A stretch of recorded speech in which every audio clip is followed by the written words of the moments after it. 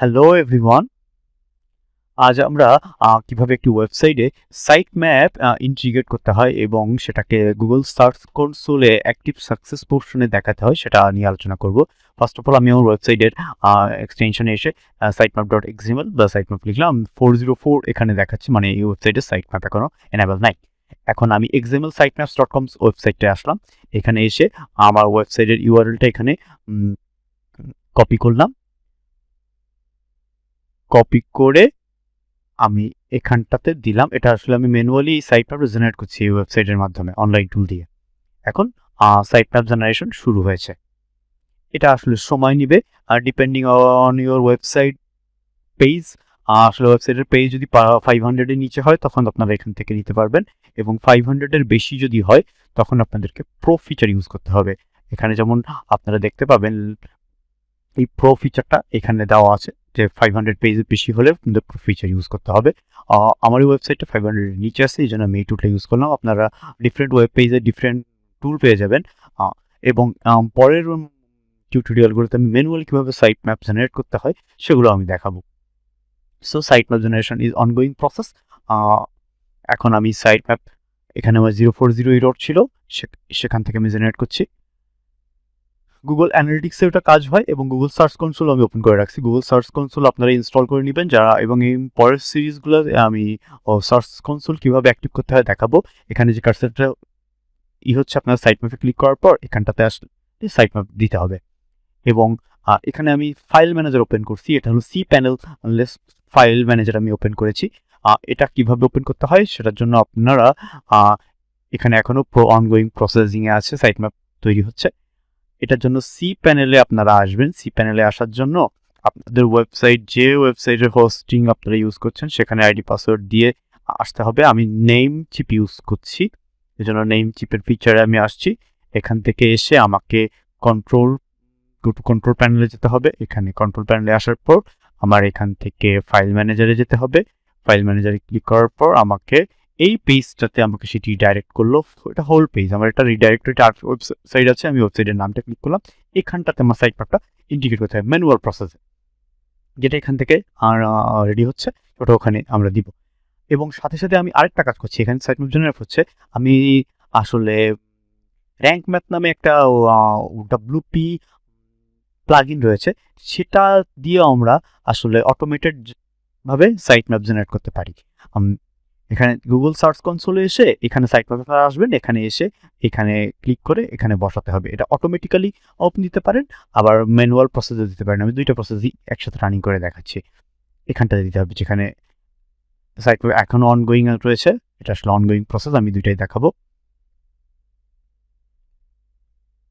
Site map generate হচ্ছে। এখন basically আমি চলে যাবো এখানটাতে বসাতে হবে।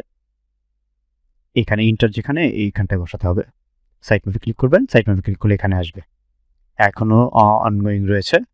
আমি একটু চলে যাই। আমাদের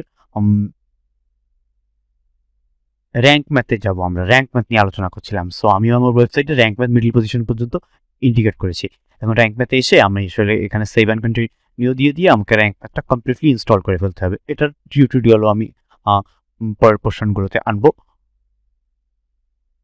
এখন র্যাঙ্ক ম্যাথে এসে আমি সেভ অ্যান্ড কন্টিনিউ দিয়ে আমি র্যাঙ্ক ম্যাথটা কমপ্লিটলি ইনস্টল করে ফেলার পর র্যাঙ্ক ম্যাথই আমাকে একটা অটোমেটিক সাইট ম্যাপ জেনারেট করে দিবে। এই যে নো ফলো আছে, এই যে পোর্শনগুলো আমি মেনশন করছি, এখানটা আপনার যেমনটা আছে তেমনটা রাখবেন। নো ফলো মিনস আমি আসলে আউটার পজিশনের সাইট ম্যাপিং চাচ্ছি না। এখানে এসে আমি সেভ অ্যান্ড কন্টিনিউ দিতে হবে। আপনি এগুলো পড়বেন, সবকিছু পড়লে বুঝতে পারবেন। আর আমি ডিটেইল ভিডিও ডিসকাশন যখন আসবো, র্যাঙ্ক ম্যাথ থেকে টিউটোরিয়াল বানাবো, সেখানে আপনারা পেয়ে যাবেন র্যাঙ্ক ম্যাথ কীভাবে ইনস্টল করবেন, ইন্টিগ্রেট করবেন গুগল অ্যানালিটিক্স এবং সার্চ কনসোল র্যাঙ্ক ম্যাথে, ওটা চলে আসবে। এখন আমার কন্টিনিউ প্রসেসে র্যাঙ্ক ম্যাথ করা শেষ। র্যাঙ্ক ম্যাথ আমি সেট আপ দিয়ে চলে আসলাম।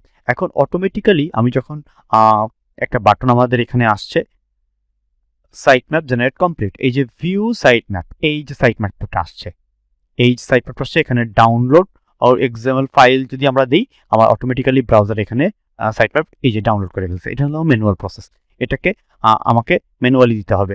এবং তার আগে দেখে আসি র্যাঙ্ক ম্যাথ আসলে কি করলো। র্যাঙ্ক ম্যাথ কিন্তু অটোমেটিক্যালি আমাকে একটা সাইট ম্যাপ দিয়ে দিয়েছে। এই যে র্যাঙ্ক ম্যাথের পরের পোর্শনগুলো আপনার পেজ রোল বলছে, এগুলো ডিটেল আসবে। আমি স্টেপ বাই স্টেপ করছি তো রিয়েল টাইম ভিডিও। আচ্ছা, এখানে এসে আমি একটু সার্চ কনসোলটা দিলে দেখেন এখানে বলছে অলরেডি আমার Google search console search map পেয়ে গেছে। এটা কি র্যাঙ্ক ম্যাথের মাধ্যমে পেলো, ঠিক আছে। বাট আমরা বেসিক্যালি র্যাঙ্ক ম্যাথের মাধ্যমে যেটা পাচ্ছে সেটা আসলে সাবমিটেড হয়েছে, এটাও চলে আসবে, কিন্তু সেটা আমরা আসলে ম্যানুয়াল প্রসেসটা এবার দেখবো। এখানে আপনারা sitemap.xml লিখে দিলে এই ইউআরএলটা এক্সটেনশনটা বসিয়ে দিলে পেয়ে যাবে, কিন্তু আমরা আসলে ম্যানুয়াল প্রসেসে কিভাবে করতে সেটা দেখিনি। আমরা যেটা ডাউনলোড হয়ে গেছে ওটাকে আমরা এখন আমাদের সি প্যানেলে ফাইল, আচ্ছা আমি একটু দেখে আসি এখানটাতে সাইটম্যাপটা আসলে কিভাবে পালো। দেখেন sitemap.xml মেবি ভুল লিখেছি, আসবে না, অভুল লিখছি 404। আচ্ছা, সাইট ম্যাপ একসাথে হবে লেখাটা, এখন আসবে, চলে আসবে র্যাঙ্ক ম্যাথের মাধ্যমে যেটা ফাইল। এই দেখেন এই যেটা আসলো, এটা এসইও র্যাঙ্ক ম্যাথের মাধ্যমে আমার সাইট ম্যাপটা পেয়েছে। আমরা এখন ম্যানুয়াল প্রসেসটাই ইন্টিগ্রেট করব। এটা র্যাঙ্ক ম্যাথের মাধ্যমে পেয়েছে, প্লাগইন দিয়ে পেয়েছে। সো আমরা এবার ম্যানুয়াল প্রসেসটাই যাব। এখান থেকে যে ফাইলটা আমরা ডাউনলোড করেছিলাম আমরা এটা ওপেন করে নিলাম, ফোল্ডার থেকে ওপেন করে নিব, দিয়ে এটা ডাউনলোড করে দেবো। সি প্যানেলে আসছি, কোথায় যে পোর্শনগুলো দেখালাম এখানে এসে আপলোড দিব। এখানে এসে আপলোড দিয়ে এখন সিলেক্ট করব ফাইলটা, এইখান থেকে যেটা ডাউনলোড করলাম এটা, ঠিক আছে। এটাকে আমরা এখান থেকে সিলেক্ট ফাইল দিয়ে আমার ডাউনলোডের সাইট ম্যাপ চলে আসছে, এটা ওপেন দিয়ে দিব, আপলোড করে দিচ্ছি। এটা ম্যানুয়াল প্রসেস। আপনাদের কোনো কোয়েরি থাকলে অবশ্যই ভিডিও কমেন্টে জানাবেন বা আমাদের কোয়েরিতে হেল্প করবেন, জানাবেন। এখানে যেমন চলে আসছে sitemap.xml চলে আসছে আমার এখানে।